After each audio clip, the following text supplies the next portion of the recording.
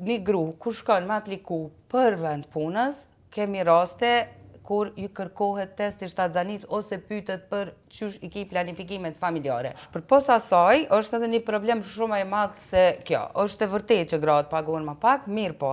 Kosova është i vetmi vend, në rajon po se po edhe në Evropë, që pushimi leja e Leonis, që na kemi qef me qujt, paguhet prej bara kryesore e pagesës së lejes Leonis i bie punëdhënësit.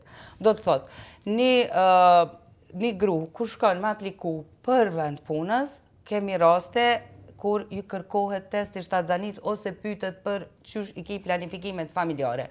Na nuk i fajsojmë bizneset për këtë punë, jemi edhe vetë sektor jo qeveritare dhe e dim se sa vështirë e mbulojmë gratë cilat kanë me e lindë, mirë po është pa tolerueshme që një shtet me jalon natalitetit në dorë të bizneseve. Përveç kësaj në rajon kemi shkollën më të lartë që e kom pa edhe në hulumtimet e juja në KS, 75% grave në moshë pune nuk janë fare aktive në tregun e punës.